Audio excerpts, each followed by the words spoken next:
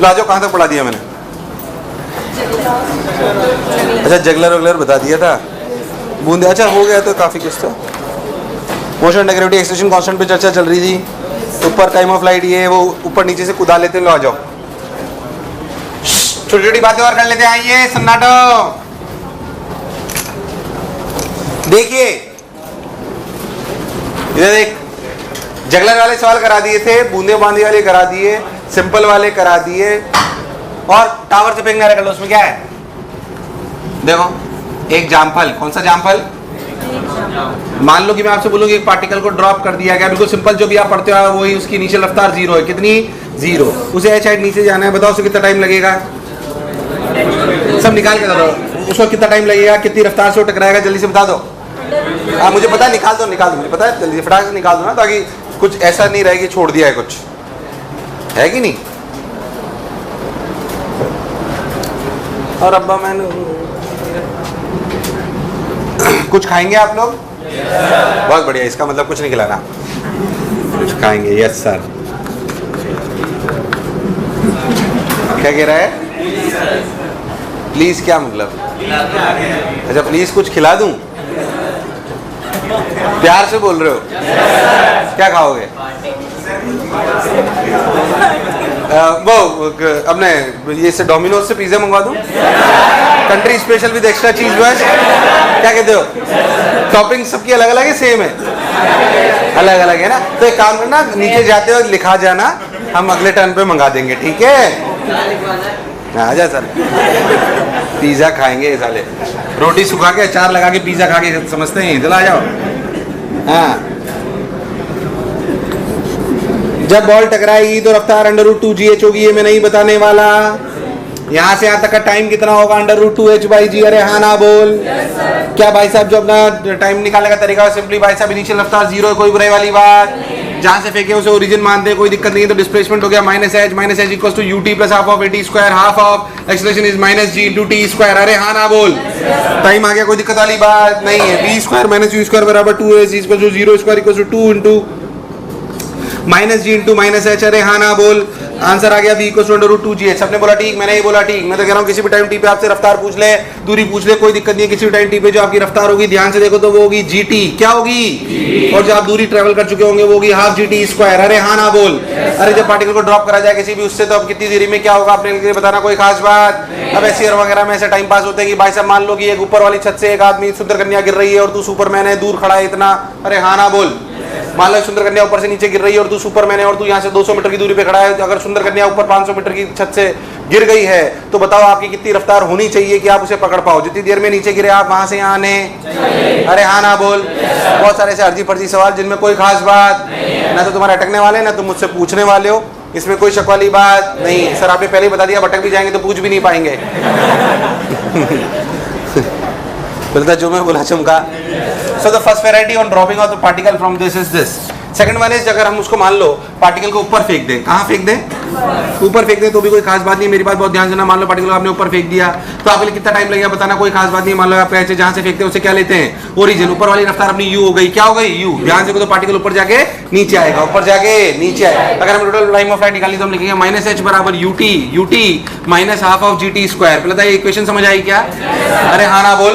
तो ध्यान से देख, तो इक्वेशन जो लिखी जाएगी वो लिखी जाएगी gt square minus 2ut, gt square minus 2ut minus 2h equals to 0। बोल सही बोल रहा हूँ क्या? अरे हाँ ना बोल यार। gt square minus 2ut minus 2h equals to 0। ध्यान दे तो t की वैल्यू क्या आई? -b का मतलब 2u plus minus under root of b square यानी कि 4u स्क्वायर माइनस 4ac यानी कि प्लस 8gh। अरे हाँ ना बोल। 1/2 बोल हाँ कि 2g बोल यस और नो। अगर तू बहुत ध्यान देख तो प्लस और माइनस इसमें एक रूट नेगेटिव आ रहा है जिसका कोई मतलब नहीं है। बोल कौन सा नेगेटिव आ रहा है, प्लस वाला माइनस वाला? क्योंकि देख अंडर रूट 4u स्क्वायर अगर अपन सब में से 2 बाहर ले लेंगे तो ये बच जाएगा u plus minus under root of u square plus gh, sorry 2gh by g। बोल यस और नो। अगर ध्यान से इसमें माइनस वाले का कोई मतलब, तो जो टाइम की वैल्यू है वो क्या निकल गया? टाइम की वैल्यू निकल गया u plus under root of u square plus 2gh upon g। बोल यस और नो। यार मुझे लगा नहीं तुम्हें आया। अरे आया कि नहीं आया? नेगेटिव वाले का कोई मतलब, क्योंकि टाइम नेगेटिव होना पॉसिबल।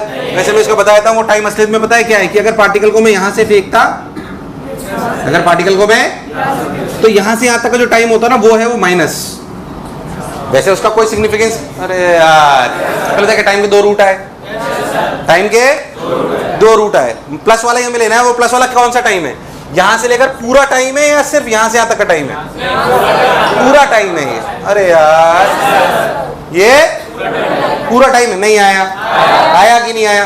दूसरी बात, जो नेगेटिव आया ना, वैसे उसका कोई नेगेटिव का कोई मतलब नहीं, पर मैं बताता हूँ नेगेटिव का क्या मतलब, अगर आप समझना चाहो हल्का सा, तो नेगेटिव स्टेज में क्या है, अगर मैं इसे बैक में ले जाऊंगा और तो ऐसा मानो कि पार्टिकल यहां से फेंका गया है और ऐसे फेंका गया है कि इसकी एच हाइट पे रफ्तार क्या हो गई है, u, तो क्या यहां से यहां तक ट्रैवल करने में इसको कुछ टाइम लगेगा?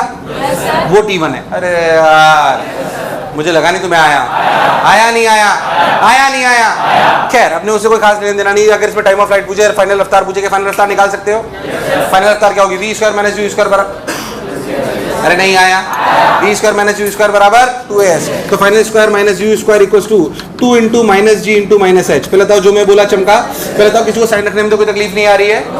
साइन रखने में कोई दिक्कत नहीं, ऊपर वाली डायरेक्शन हमेशा पॉजिटिव ले, नीचे वाले को हमेशा नेगेटिव ले, जहां से फेंके उसे क्या मान लें, ओरिजिन। परेशान होने की कोई जरूरत, पार्टिकल ऊपर जाएगा तब भी जी नेगेटिव होगा, पार्टिकल नीचे आएगा तब भी जी, अरे कभी तो हाँ ना बोलो, कोई दिक्कत वाली बात नहीं। इसका जो सेकंड केस है उसमें क्या है, नॉर्मल सी बात देख के ध्यान से देखो, अगर पार्टिकल को ऊपर की बजाय नीचे फेंक दें u रफ्तार से, अगर अपन पार्टिकल को ऊपर की बजाय नीचे फेंक दें u रफ्तार से, तो जो आपकी इक्वेशन बनेगी वो क्या बनेगी, वो बनेगी minus h equals to minus ut minus half of gt square. बोलिए यस और नो।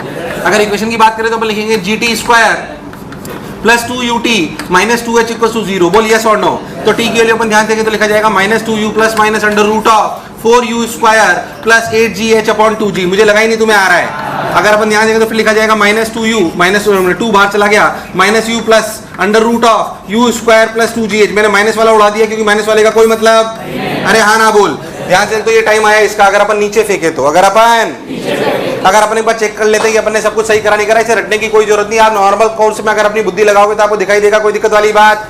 एक बार इसलिए दिखा रहा हूँ ताकि आपको कोई तकलीफ नहीं है, ना आपको डर लगी पटावर से कहीं से भी फेंके कुछ भी करे, कोई दिक्कत वाली बात नहीं है। अगर आप बहुत ध्यान दो तो ये वाला टाइम और ये वाला पार्टिकल कब बन जाता है, सोच के देख। अगर मैं पार्टिकल को यहाँ से यहाँ फेंक रहा हूँ तो क्या ये वाला पार्टिकल जब वापस यहाँ पे आता है तो u रफ्तार से होता है, क्या वो ये वाला सवाल बन जाता है? अगर आप लॉजिकली सोचो तो यहाँ से यहाँ तक का टाइम क्या 2u/g है, यहाँ का जो भी टाइम बचेगा क्या इसमें से अगर 2u/g घटा दूं तो क्या वो आना चाहिए? घटा के देखो 2u/g आ रहा है क्या? घटा के देखो 2u/g आ रहा है क्या? अरे आ रहा है क्या? अरे आ रहा है क्या? मतलब जो करा जो समझा बिल्कुल, मतलब उसको बिना इसके भी कर सकते थे, कोई दिक्कत वाली बात। अरे टाइम पूछ ले, फाइनल रफ्तार पूछ ले, कहां पर है क्या है बताना, कोई खास बात। तो पार्टिकल को टावर से भी फेंक ले तो कोई दिक्कत आया या प्राण प्रखेरु आया कि नहीं आया? अब कुछ पूछ साला, 40 मीटर ऊपर से 10 मीटर पर नीचे फेंका, बताओ कहां गिरेगा? क्या बता सकते हैं? कितनी रफ्तार से गिरेगा, कितना टाइम लेगा, क्या होगा, क्या अपन सब कर सकते हैं? टावर से फेंकने में 3 से ज्यादा और क्या पूछे, खत्म। ऊपर फेंको नीचे फेंको छोड़ दो, कुछ नहीं आया, उतार। हे भगवान, हाँ भाई उतार लिया क्या? आइए ये देख, मान लो मैं आपसे एक सवाल पूछूं, सब मन में करेंगे, कोई बोलेगा नहीं। एक पार्टिकल है, मतलब 3 पार्टिकल है इनफैक्ट, उनको h हाइट के टावर से पार्टिकल A ड्रॉप करा गया, इसकी इनिशियल रफ्तार 0 है। पार्टिकल B इसको u रफ्तार से ऊपर फेंका गया और पार्टिकल C इसको u रफ्तार से नीचे फेंका गया। बोलो clear?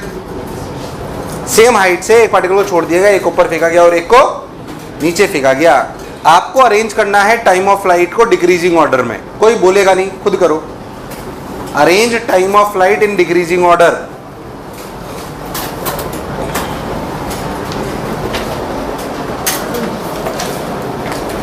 Arrange time of flight in decreasing order.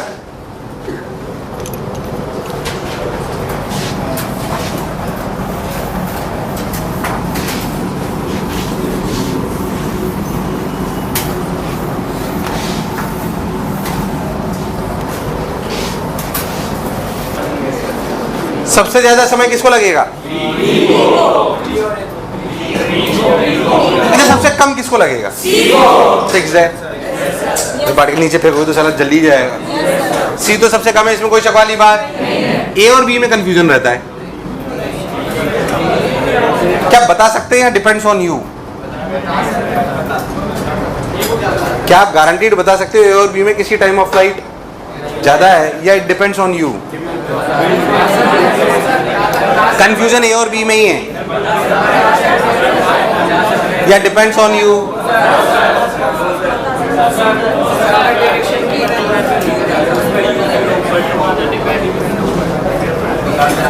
ए और बी, ए और बी ध्यान से देखो तो जब यहां पे नीचे आया तो इसके जैसा हो गया, इसके अब ए को तो छोड़ा गया था, ए को तो ए और बी में कमेंट कर सकते हैं टाइम पे।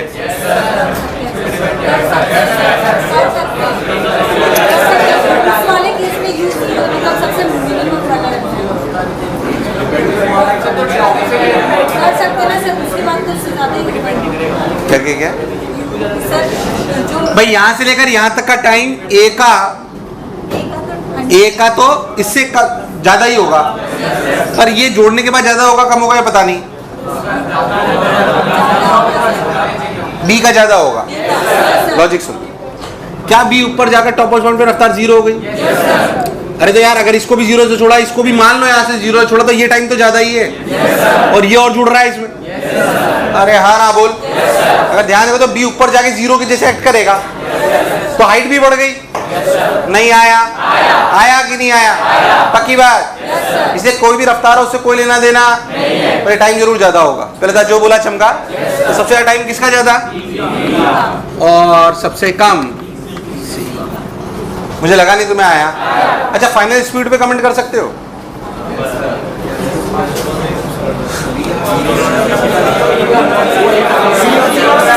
फाइनल स्पीड सब लोग बोलो, बी और बराबर और ए की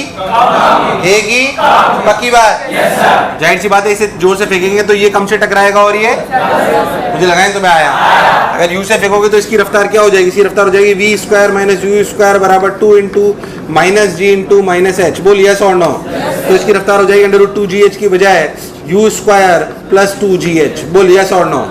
तो ज्यादा ही होगी। तो velocity of A B equals to velocity of C greater than velocity of A. बोल यस और नो? बहुत बेसिक से सवाल, बहुत सिंपल से सवाल। मुझे बेसिकली वो टाइम वाला लॉजिक आपको समझाना था। और देख फालतू टाइम पास नहीं करते, चल एयर रेजिस्टेंस में थोड़ी सी चर्चा कर लेते हैं। Again it's a variable acceleration, nothing else. ठीक है, अगर मैं आपसे बात करूं एक सिंपल सी बात जो आगे आने वाली है, उसको थोड़ा यहीं समझा देता हूं आपको। एयर रेजिस्टेंस पे अगर चर्चा करें, जैसे अगर मैं बात करूं तुझे पढ़ाए जाएंगे रेन मैन प्रॉब्लम, सुना है? वैसे तुमने कभी अगर थोड़े बहुत भी वो सुने हो तो रेन मैन प्रॉब्लम में ऐसे लिखा होता है rain is falling with 15 kilometre per hour, rain is falling with 20 kilometre per our, ऐसे दिया होता है। प्रैक्टिकली सोचो तो जो बूंदे हैं वो अंडर ग्रेविटी फॉल कर रही हैं, फिर भी हम उसकी रेन की वेलोसिटी कांस्टेंट मानते हैं।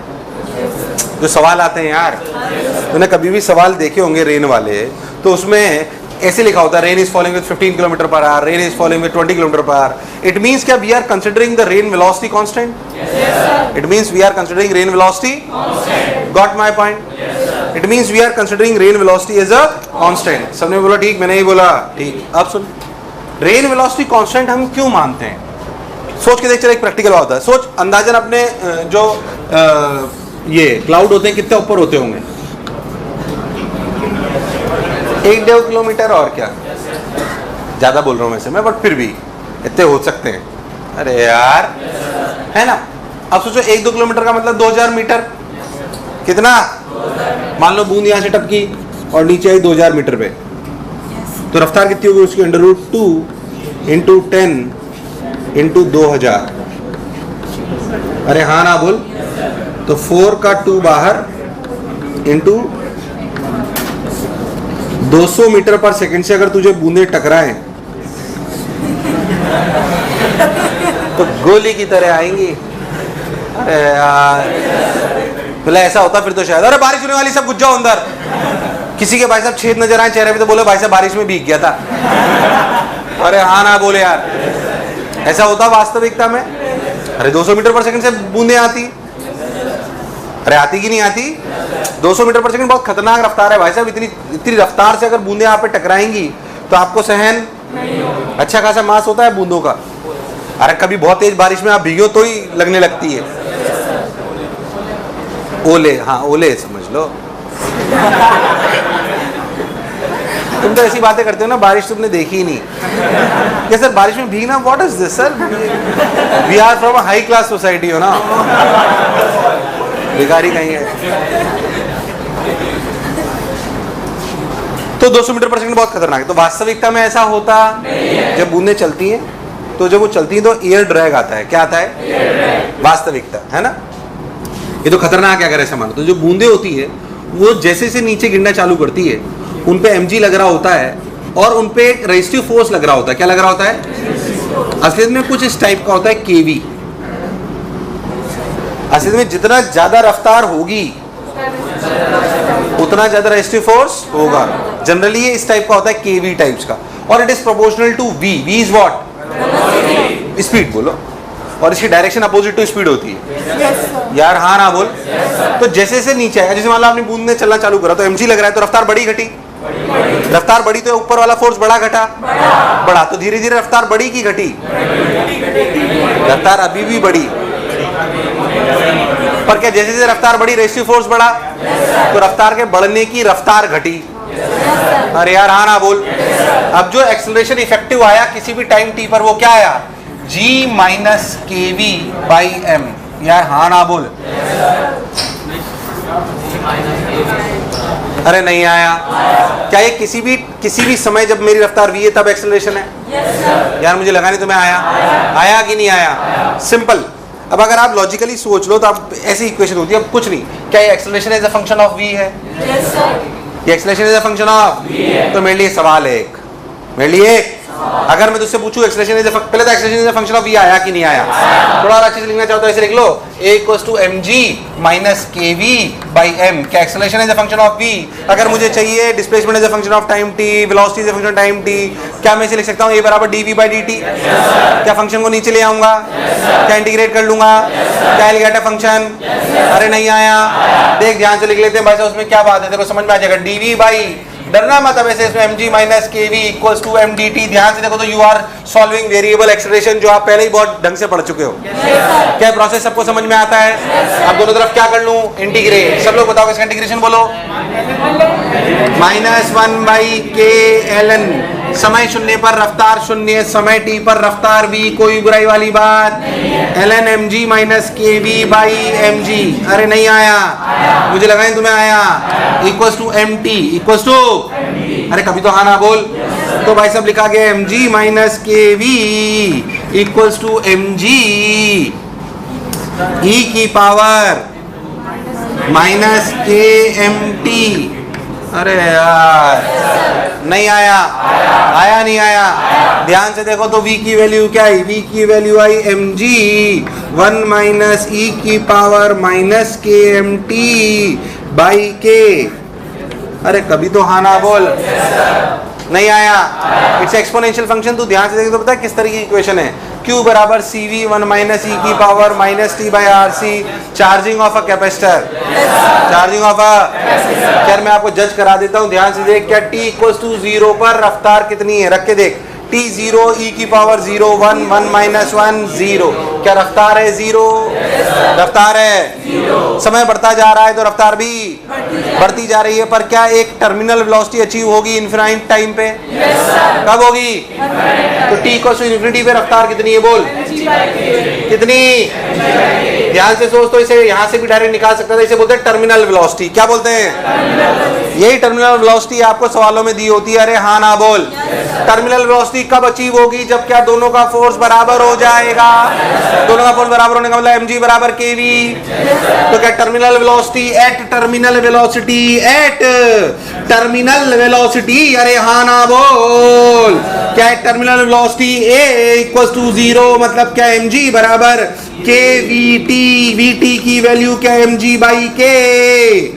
यहां से भी दिख रहा है, वहां से भी दिख रहा है। अरे यार नहीं आया। आया नहीं आया? अरे सोच लो।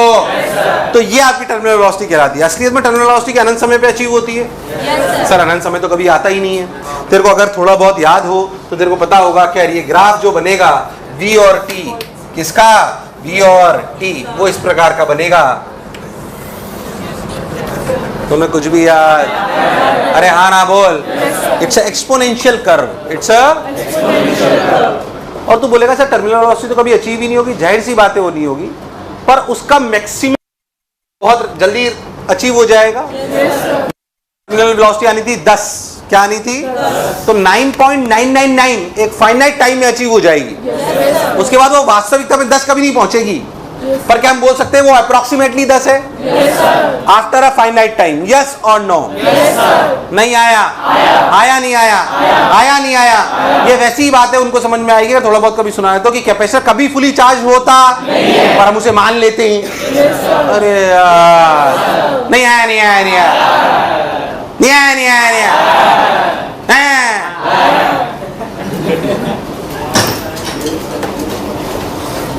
अच्छा सोच, वेलोसिटी आ गई, क्या डिस्प्लेसमेंट निकाल सकते हैं? क्या करेंगे? dx by dt।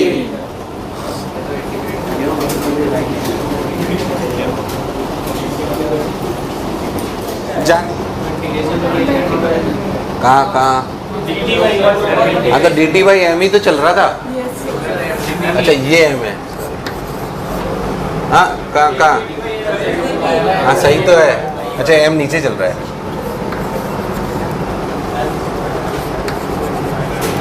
हाँ ठीक है भाई।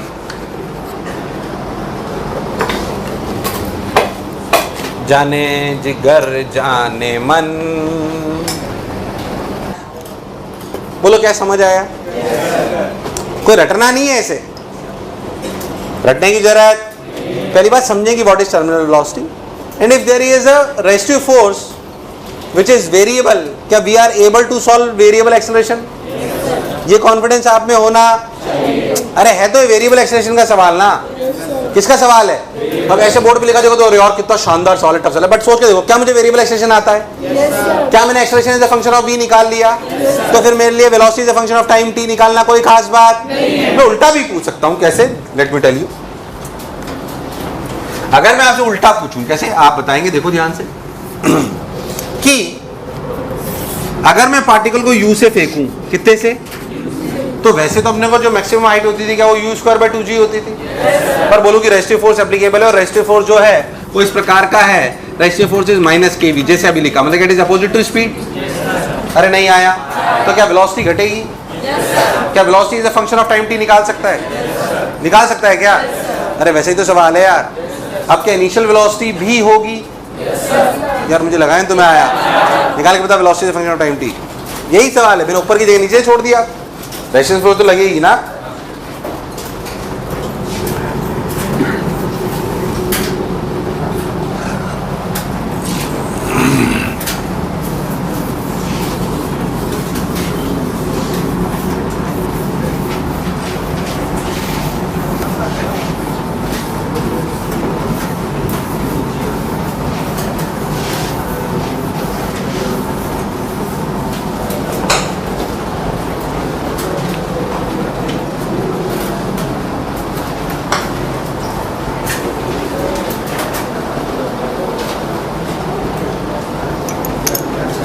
तुम तो धोखेबाज हो, वादा करके भूल जाते हो, तुम भी बड़ी चालाक हो, मुस्कुरा के भाग जाती हो।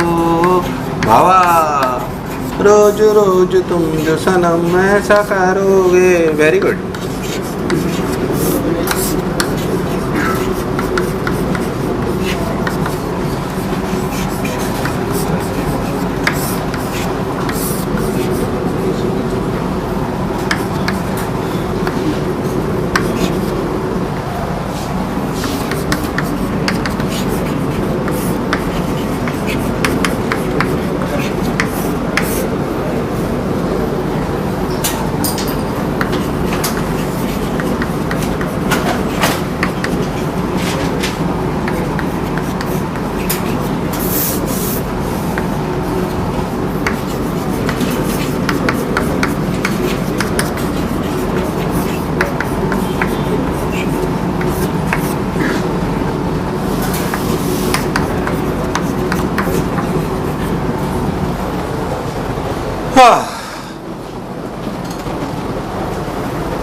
देखो मास्टर ने कुछ गलती तो नहीं करी। देखो बच्चों देखो,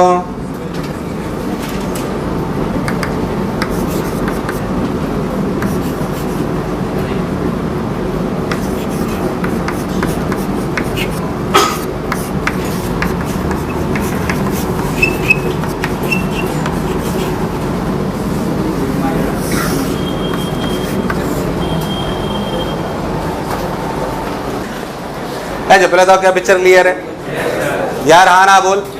और भी टाइप की पीएचडी कर सकते हैं। अगर मेरे को वेलोसिटी फंक्शन टाइम टी पता है, क्या मैं डिस्प्लेसमेंट, क्या कितनी हाइट किस टाइम पे होगी, क्या निकाल सकते हो? कितनी हाइट किस टाइम पे होगी क्या? यार मुझे लगा नहीं तुम्हें आया कि नहीं आया। अच्छा, मैक्सिमम ये वेलोसिटी जीरो जब होगी तब क्या टाइम मैक्सिमम हाइट वाला हो रहा होगा? अगर आप इनसे डिफरेंशिएट कर लें, क्या कर लें, तो क्या we will get this h height as a function of time t, h height as a function of, तो h max कब आएगा? जब क्या वेलोसिटी, तो इसको जीरो के बराबर कर दो तो क्या आपको टाइम निकल आएगा? अरे इसको जीरो के बराबर कर दो तो क्या निकल आएगा? सही बोल रहा हूँ कि नहीं बोल रहा? वो टाइम होगा जब क्या आप मैक्सिमम हाइट पे होंगे। जब आप कहाँ पे होंगे? मुझे लगा नहीं तुम्हें आया कि नहीं आया।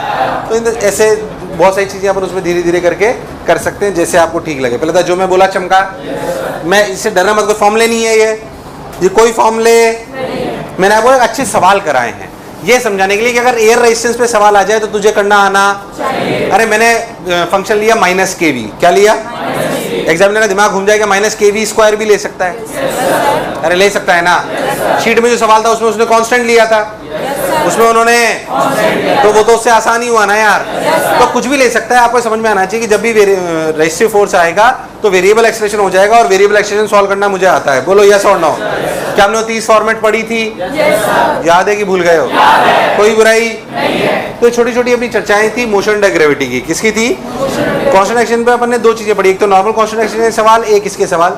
अगेन बहुत बेसिक बात करते हैं, उसे अपन बोलते हैं ग्राफ थ्योरी। क्या बोलते हैं? बिल्कुल बेसिक से स्टार्ट करता हूँ, आता हो तो बताते जाना, बहुत रफ्तार पकड़ लेंगे। आ जाओ, बेसिक ग्राफ थ्योरी। हाँ, graph theory, basic graph theory सुने। पहली बात, बहुत बेसिक ग्राफ बनाने आने चाहिए। मैं आपसे नाम ले रहा हूं, जो ग्राफ तुम्हें नहीं आता हो बता देना, मैं बना दूंगा। सब लोग बोले straight line, circle, ellipse, parabola, hyperbola, sine X, cos X, tan X, E की power X, ln X, epicycloid. मेरे को भी नहीं आता, छोड़ो। अरे हाँ ना बोले यार, जितने मैंने बोले क्या आते हैं? ये कुछ स्टैंडर्ड ग्राफ है जो आपको समझ में आने। स्ट्रेट लाइन की इक्वेशन y बराबर mx + c, सर्कल की equation x² + y² + 2gx + 2fy + c = 0, जिसके कोऑर्डिनेट -g, -f, और अपना जो रेडियस है वो √g² + c²- c। अरे हाँ ना बोले यार, कोई बुराई वाली बात? ऐसे हमने पैराबोला की इक्वेशन भी अपन जानते हैं, वो एक क्वाड्रेटिक इक्वेशन है, पानी भरता हुआ पानी ढुलता हुआ। क्या पिक्चर एकदम क्लियर है? अरे हाँ ना बोले यार। ऐसे अपने हाइपरबोला की इक्वेशन भी आती है, xy = c, xy = c। ऐसे अपने पैराबोला कहती है हाइपरबोला की इलिप्स की equation x² / a² + y² / b² = 1, where a is major axis and b is semi minor axis। अरे हाँ ना बोले यार, कोई दिक्कत वाली बात? ये अपन छोटी छोटी बातें जानते हैं। साइन एक्स का कर्व अपन जानते हैं ऐसा आता है, कोस एक्स का जानते हैं अपन ऐसा आता है, टेन एक्स का अपन जानते हैं खुपच आता है। अरे हाँ ना बोल। e की पावर x का कैसा आता है? ऐसा तो ln x का आता है। e की पावर x का, क्या e की पावर x का आता है? क्या ln x का भी आता है? कोई बुराई? तो स्टैंडर्ड कर्व्स हैं जो अपने को आने, कोई दिक्कत? अच्छा चलो भाई, ये अपने को आते हैं। अब मैं आपसे सिंपल बातें पूछता हूँ कि अगर अपन जो पढ़ने वाले हैं, बहुत बढ़िया नींद आई, उबासी आई, बहुत सुंदर सा पेंच, बहुत जल्दी से टाइम खराब मत करना। तुम्हारा पेंच ऑक्सीजन की कमी है, तो ऑक्सीजन की कमी से क्या, ऑक्सीजन कमी हो रही है यहाँ, मर गए हो सारे सबके सब यहाँ। अच्छा, ऑक्सीजन की कमी से उबासी आती है? अच्छा, ऐसा कोई लॉजिक होता है क्या? तो यहाँ ऑक्सीजन की कमी कैसे है? मतलब इतने सारे बच्चे होते हैं तो ऑक्सीजन की कमी हो जाती है, तेरे को उबासी आने लगती है। ग्राफ थ्योरी, कौन सी थ्योरी? तो बेसिकली हम पहले मैं आपको सिखा कुछ, बेसिकली आपको पहली बात फील आनी चाहिए ग्राफ देखकर कि पार्टिकल क्या कर रहा है। तो मैं एक नई चीज थोड़ी सी सिखाता हूँ, बहुत देर नहीं लगाऊंगा, 5-10 मिनट। उसे कहते हैं ग्राफ रीडिंग। क्या कहते हैं? ग्राफ रीडिंग मतलब ग्राफ समझना और ग्राफ को फील करना, है दोनों। पार्टिकल केस में पता होना चाहिए ये ग्राफ है तो इसका ये मतलब है, ये एटलीस्ट अपने को समझ में आना है ना, कम से कम, है ना। वो स्टार्ट करने से पहले बहुत बेसिक सी बातें। हमारे लिए जो मेनली ग्राफ आएंगे वो कौन से होंगे? xt, vt, at, वैसे बहुत सारे आ सकते हैं। vx जो अपने यहाँ 6 कर रहे थे, अपने रिलेशन पढ़े थे ना, कौन कौन से, ध्यान से देख। vx, ax और av, ये सब अपने ग्राफ आ सकते हैं। मेनली ये तीनों आते हैं, मेनली ये, हाँ ये सब भी सकते हैं, पर मेनली ये तीनों आते हैं, इनके बारे में अपन जानते हैं। अगर हम ध्यान से देखें तो dx/dt is the slope of xt curve, slope of, तो बेसिक बातें पहले समझ लें। स्लोप ऑफ एक्सटी कर्व, बोल यस और नो। बोला स्लोप ऑफ एक्सटी कर्व क्या वेलोसिटी देगा? क्या देगा? तो स्लोप ऑफ एक्सटी कर्व मतलब वेलोसिटी, क्या चीज का मैग्नीट्यूड, बेसिकली वेलोसिटी का, क्योंकि डी बाई डी एक्स एक स्लोप है, क्या एक। इन द सेम, अगर आप बहुत ध्यान से देखो तो स्लोप ऑफ वीटी कर्व क्या देगा? सब लोग बोलेंगे क्या देगा? एक्सेलरेशन। बोलो क्लियर है क्या? तो एक्सेलरेशन का मैग्नीट्यूड दे देगा, ये सब लोग जानते हैं, फिर भी मैं एक बार लिखा देता हूं। अगर आप बहुत ध्यान से देखो तो एरिया ऑफ क्या चीज? एरिया ऑफ एक्सटी कर्व क्या देगा? Area of x t curve integral x d t. Area of x t curve क्या देगा? कुछ नहीं, कोई स्टैंडर्ड चीज नहीं है ये, कुछ भी नहीं बता देते हो तुम लोग। एक्सटी कर्व का एरिया कुछ देता? अरे हाँ ना बोल। अच्छा, area of VT curve, area of VT curve क्या देता है? क्या देता है? ये डिस्टेंस भी देता है, वो मैं बाद में समझाऊंगा, या अभी थोड़ा सा समझ लो तो भी कोई दिक्कत नहीं है। ये क्या देता है? डिस्प्लेसमेंट। क्या देता है? अच्छा, ऐसे ही स्लोप ऑफ एटी कर्व,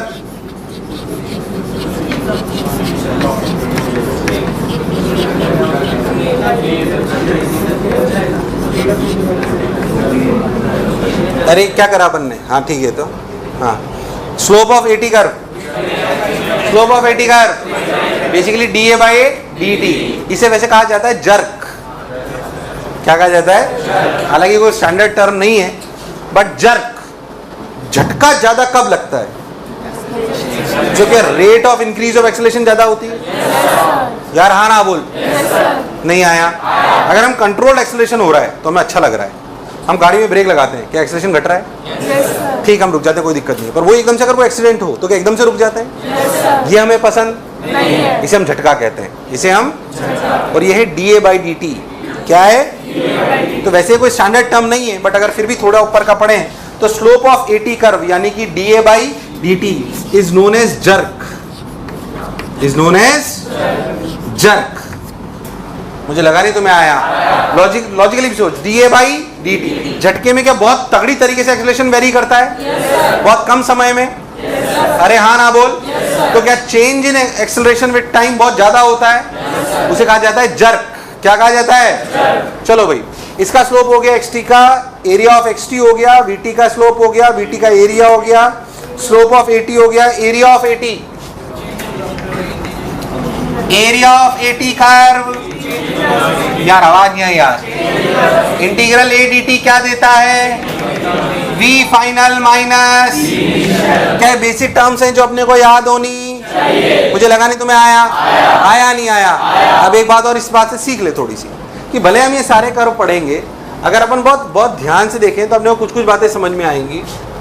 कि देख, एक्सटी के कर्व का स्लोप वेलोसिटी देता है, पर एक्सटी के कर्व का एरिया कुछ नहीं देता। एटी के कर्व का एरिया चेंज इन वेलोसिटी देता है, पर एटी के कर्व का स्लोप जर्क कहते हैं, पर वो कोई स्टैंडर्ड टर्म। अरे हाँ ना बोल। देख, वीटी के कर्व का एरिया डिस्प्लेसमेंट देता है, अभी बाद में समझाऊंगा, डिस्प्लेसमेंट भी देता है, और कैसे वो बाद में कर लूंगा, अभी सिर्फ लिख लो डिस्प्लेसमेंट और डिस्टेंस। अरे हाँ ना बोल। कैसे वो बाद में बात करेंगे, अभी समझो। तो इसका एरिया डिस्प्लेसमेंट और डिस्टेंस देता है, अरे हाँ ना बोल। और स्लोप क्या देता है? एक्सेलरेशन। और वेलोसिटी टाइम तो खुद है ही। तो अगर मेरे को कभी लगे कि सवाल मुझे ग्राफ से करना है, किससे करना है, तो कौन सा कर्व बनाना चाहिए? वीटी। कौन सा? क्योंकि वीटी का कर्व वीटी का ज्ञान तो दे ही देगा। क्या स्लोप आपको एक्सेलरेशन का दे देगा, और एरिया का डिस्टेंस डिस्प्लेसमेंट का दे देगा? तो कौन सा कर्व ऐसा है जो तीनों का ज्ञान प्रकट कर देगा? इसलिए अगर कभी भी लगे कि सवाल ग्राफ से आसान हो सकता है तो कौन सा बनाना चाहिए? अरे हाँ ना बोल। कई बार सवाल ऐसे होंगे जो ग्राफ से आसान होंगे, तो हमें कौन सा बनाना चाहिए? क्या पिक्चर क्लियर है? तो ये उतार लो और ये बात भी लिख लेना, फिर आगे बढ़ता हूं। अभी बहुत बेसिक बेसिक सी बातें हैं।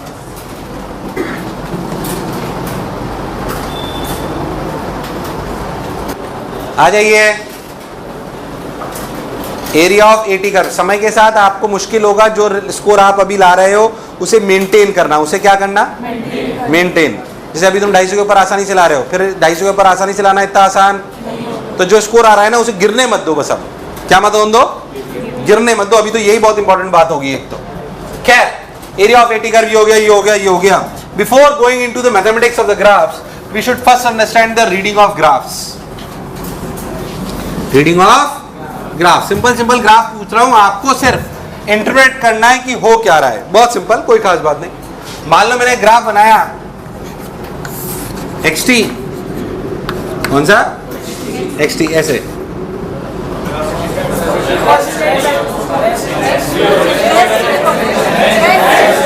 क्या रेस्ट पर है? ओरिजिन पे कहां पे? क्या यहाँ कहीं एक्स नॉट पर रेस्ट पर है? तो भाई साहब असलियत में एक्स नॉट पर रेस्ट पर है। बोलिए सर नो? ग्राफ देख के समझ आना, अरे पक्की बात। मान लो यही ग्राफ VT होता,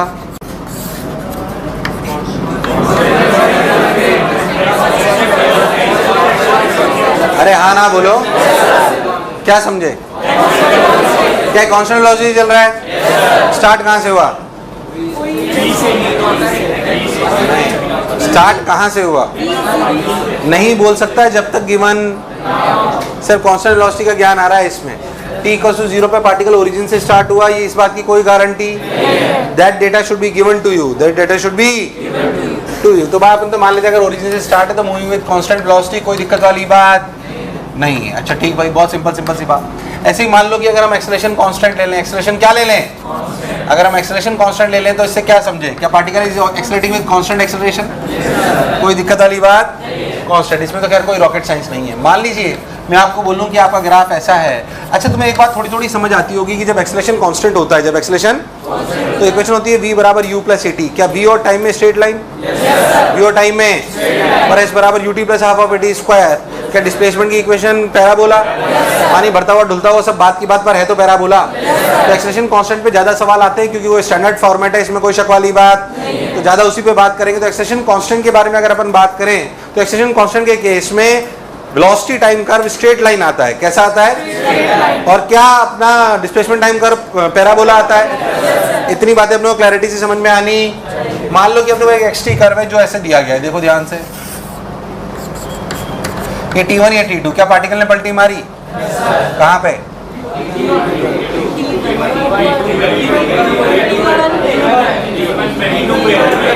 पैराबोला है, मतलब है कांस्टेंट एक्सेलरेशन वाला सवाल यार, है कि नहीं? अब रीड तो कर, तू बोल कहाँ पे? क्या पार्टिकल स्टार्ट हुआ ओरिजिन से? कहाँ से स्टार्ट हुआ? x0 से, फिर क्या आगे गया? x1 तक। कहाँ तक? जो भी ये दूरी है। अरे हाँ ना बोल, ये x0 है और कहाँ तक गया? x1 तक जा। फिर क्या इसने पलटी मारी? t1 पे। कहाँ पे? फिर क्या पलट के वापस आ गया? तो फिर t2 कौन सा टाइम है? जब क्या उसने ओरिजिन को क्रॉस करा? किसको क्रॉस करा? ग्राफ देख के ऐसे रीड करना आना, वरना बात नहीं बनेगी। ब्रदर जो मैं बोला चमका। मान लो मैं आपको बोलूं कि आपका वेलोसिटी टाइम कर्व ऐसा है, and particle started from origin, and particle started from origin. t = 0 पे पार्टिकल ओरिजिन पर है, अरे हाँ ना बोल, पर आपका वेलोसिटी टाइम कर्व ऐसा है। खूब क्या समझा?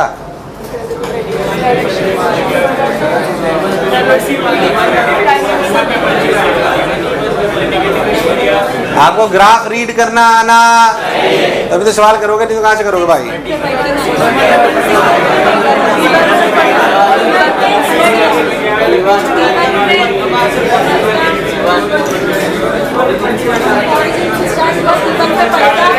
गया क्या? ओरिजिन से स्टार्ट हुआ? किधर था? लेफ्ट जा रहा था, राइट? लेफ्ट राइट कैसे पता? क्या वेलोसिटी नेगेटिव है यार? हाँ ना बोल। -v0 जो भी मानना है मान लो। पहले तो 0 से t1 तक एक्सेलरेट कर रहा है, डी एक्सेलरेट?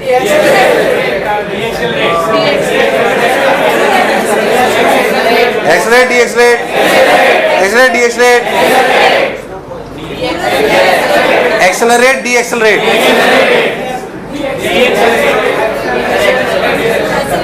क्या एक्सेलरेशन पॉजिटिव है? क्या यहाँ से यहाँ तक वेलोसिटी नेगेटिव है? तो डी एक्सेलरेट करेगा। यहाँ से लेकर यहाँ तक इसकी स्पीड घटकर 0 हो गई, t1 पे पलटी मारी उसने रामलालो, ये डी एक्सेलरेट और उसके बाद अरे नहीं आया, आया कि नहीं आया, कंफ्यूज होने की जरूरत, अरे कभी तो हाँ ना बोलो। मान लो VT कर्व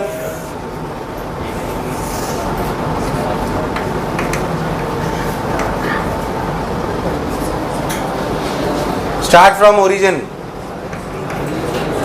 क्या समझे?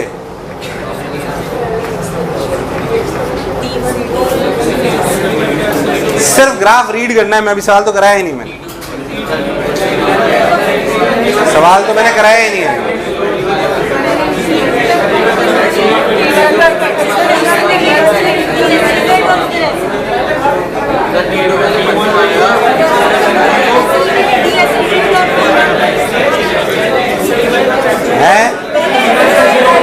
पहले क्या पार्टिकल स्टार्टेड विद क्या इनिशियल वेलोसिटी इधर? यार हाँ ना बोल, सोच लो इधर की तरफ। रफ्तार बढ़ी घटी? कब तक? क्या T1 तक एक्सेलरेट करा, फिर T1 पे क्या पलटी मार ली? T1 पे पलटी, क्या T1 के बाद रफ्तार घटने लगी, क्या डीएक्सेलरेट करने लगा? तो T1 तक तो रफ्तार बढ़ी, फिर T1 से रफ्तार कब तक? T2 तक। कहाँ तक? T2 तक। और T2 पर क्या पलटी मार ली, उसके बाद क्या एक्सेलरेट करने लग गए? मुझे लगा नहीं तुम्हें आया, आया नहीं आया? ऐसे हमें रीड करना आना। यही ग्राफ XT में होगा तो अलग हो। मैंने सिर्फ 2-5-10 सवाल इसलिए कराए ताकि आपकी काबिलियत होनी चाहिए कि सवाल मतलब ग्राफ देखकर मुझे उसे रीड करना आना, क्योंकि जब ग्राफ का सवाल आएगा ना तो अगर आपने इंटरप्रेट कर लिया कि सवाल के साथ क्या हो रहा है या पार्टिकल का क्या होगा, तो चारों ग्राफ में आप वैसे ढूंढ लोगे कौन सा सही है। यार नहीं आया, आया नहीं आया, इसे उतार लो थोड़ा बहुत। ये है reading of graphs. Reading of graphs बहुत सारे करा सकता हूँ, बहुत है। हाँ भाई, फिर तो क्या ग्राफ रीडिंग बेसिक बात है? अरे हाँ ना बोल, चलिए आइए। मैं यहाँ से चलो एक सवाल से चालू करता हूँ और मोशन ग्रेविटी के ग्राफ से चालू करता हूँ। आप सब लोग ड्रॉ करेंगे ताकि अपने ग्राफ भी हो जाएंगे, बात समझ भी आ जाएंगे। मान लो मैं आपको सिंपली बोलूँ कि आपने एक पार्टिकल को 10 मीटर या 20 मीटर जो लेना ले लो, 20 मीटर पर सेकंड से ऊपर फेंका। जहाँ से फेंका उसे क्या मान लिया? ओरिजिन। ऊपर वाली डायरेक्शन आपकी पॉजिटिव है और नीचे वाली आपकी नेगेटिव है। बोलो क्लियर? क्या मोशन में ग्रेविटी के सवाल है? आपको इसके तीनों ग्राफ बनाने हैं, XT, VT और AT। सही बनाना डेटा के साथ, है ना? 2-3 सवाल कर लेते तो प्रैक्टिस में भी आ जाएंगे, बात समझ भी आ जाएगी। XT, VT और AT तीनों ग्राफ बना दो। रियल सिचुएशन है,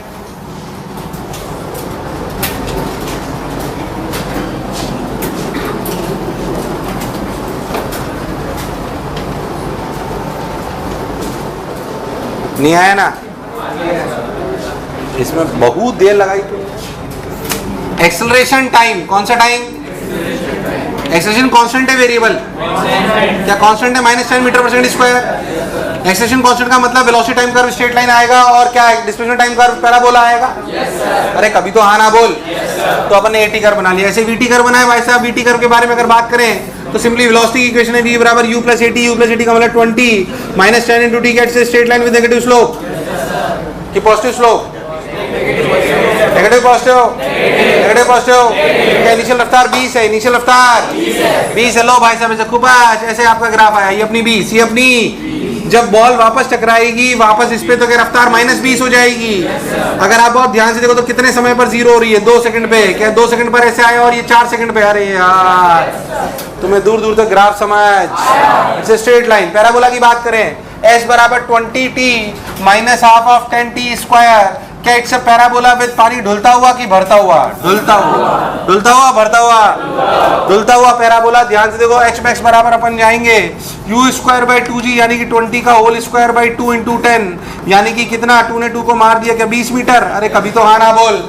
तो अपन मैक्सिमम हाइट तक गए 20, वापस आए और पलटी मार के यहाँ पे आ गए। ये समय था 2 सेकेंड, ये समय था 4 सेकंड। बताओ मैंने टफ सवाल कराया कि इजी है? बट आपको बात समझ में आनी नहीं हुआ है तो सोचो कि मैंने क्या छोटी छोटी गलती करी। बहुत बेसिक इलस्ट्रेशन है। प्राण प्रखेरु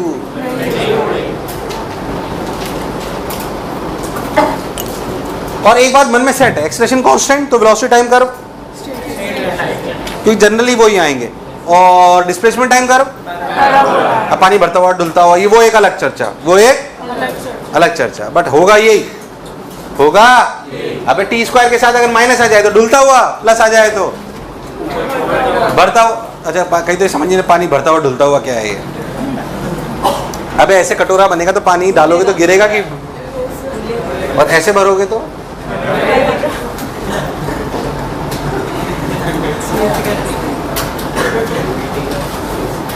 तुम मजाक करते हो ना ऐसे दिखा के। एक और कर, सही करना आप। मान लो एक पार्टिकल है 40 मीटर हाइट से फेंका गया, जहां से फेंका उसे क्या ले लें? ऊपर वाली डायरेक्शन पॉजिटिव, रफ्तार फेंकी गई 10 मीटर पर सेकेंड। बोलो क्लियर? तीनों ग्राफ बनाना बिल्कुल सही। AT VT YT गलत मत करना, तुम कर सकते हो।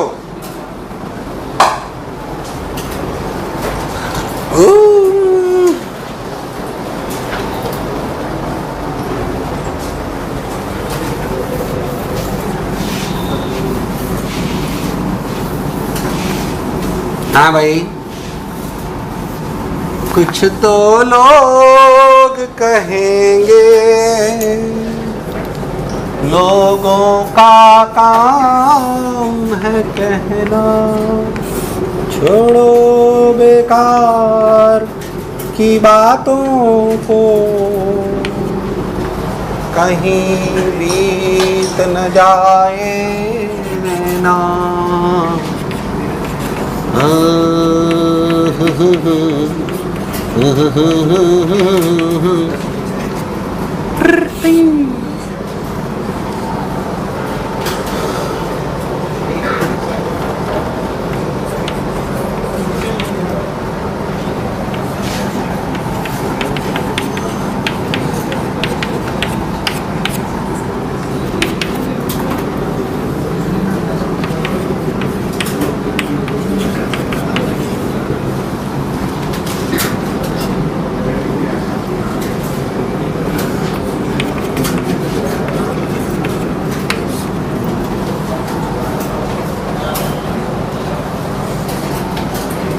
टाइम ऑफ फ्लाइट 4 सेकंड आई क्या?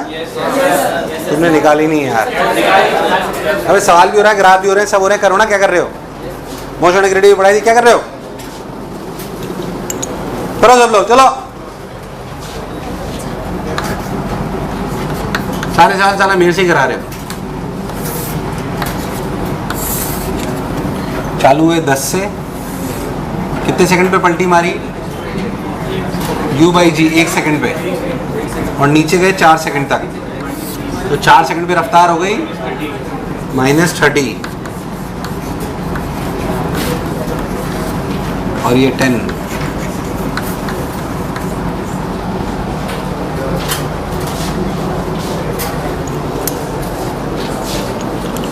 हाँ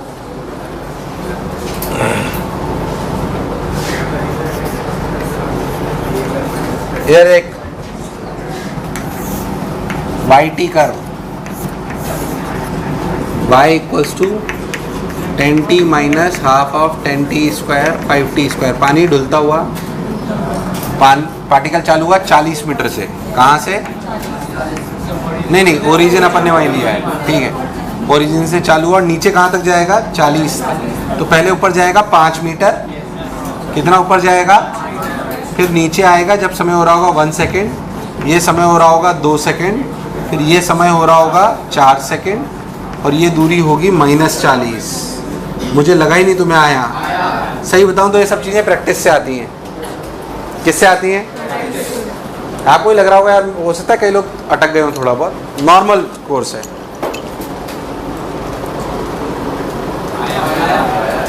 तुम्हें मेरी बात समझ? बिल्कुल। ऐसा कैसा एक और कराऊं? क्या पिक्चर क्लियर है? yes, यार हाँ ना तो बोल। yes, अरे नहीं आया? इसके साथ ही एक और चीज़ और सीख लीजिए, बिल्कुल क्लैरिटी वाली है, कि वेलोसिटी टाइम कर्व का एरिया क्या देता है? डिस्प्लेसमेंट। ये इलस्ट्रेशन वो है जिसमें कुछ एरिया ऊपर भी और कुछ क्या पार्टिकल ने पलटी मारी है? ध्यान से देखो तो हाफ 10 into 1, इसका एरिया है 5, इसका एरिया है, अरे नहीं आया। और ध्यान देखो तो ये 3 और ये 30, तो हाफ 3 into 30, क्या इसका 45, इसका। अब इसका मतलब क्या है? जब आप ऊपर गए तो 5 मीटर ऊपर, फिर वहां से 45 मीटर, तो डिस्प्लेसमेंट की बात करी जाए तो 40 है, -40। क्या चीज? मतलब नीचे वाला एरिया, मतलब इन दोनों का अगर माइनस करूं तो क्या डिस्प्लेसमेंट, और डिस्टेंस क्या है? क्या दोनों को जोड़ दो तो क्या वीटी कर्व सब देता है? देख वीटी कर्व, अगर आपको ये बनाना था ना, या आपको इसके बारे में ज्ञान चाहिए, मान लो ये सवाल मुझे करना है तो मैं तो डायरेक्ट ये बनाता हूँ, इतनी कैलकुलेशन की जरूरत नहीं पड़ेगी। अरे यार, तो अगर बहुत ध्यान से देखे तो मुझे लगा नहीं तुम्हें आया। अगर इस सवाल को मेरे को बोला जाए तो मैं ऐसे इक्वेशन नहीं लिखता, खड़ा खपाच। अरे 10 पता है 1 पता है ना यार, सीधा निकला है, नहीं आया। अब डिस्टेंस सब निकला है, उसमें क्या दिक्कत है? क्योंकि दोनों एरिया को जोड़ दो तो डिस्टेंस, तो वीटी कर्व वी का ज्ञान तो दे ही रहा है, एक्सप्रेशन का ज्ञान भी दे रहा है, और क्या डिस्टेंस डिस्प्लेसमेंट का भी दे रहा है। तो व्हाट इज डिस्प्लेसमेंट? ऊपर वाला एरिया माइनस नीचे वाला area. And what is distance? क्या याद होना चाहो तो लिख लो, नहीं तो याद रखना। अभी ग्राफ बहुत बेसिक चालू हुए हैं, थोड़े आगे इसको और ऊपर लेवल तक ले जाएगा अगले टर्न, ठीक है। फिर अगले टर्न इसे खत्म करके अपन चालू करेंगे रिलेटिव इन 1D, रिलेटिव इन, तो अपन टारगेट रखेंगे अगले टर्न ये खत्म करके ग्राफ अपन रिलेटिव इन 1D कर दे। और शीट में तो वो जो एक्सरसाइज 3 है उसका जो लेवल तुम्हें कुछ समझ नहीं आता, HCR वर्मा दो, शीट दो, HCR वर्मा दो, HCR में कुछ काम नहीं दिया ना अभी, HCR वर्मा दो, इधर दे बेटा।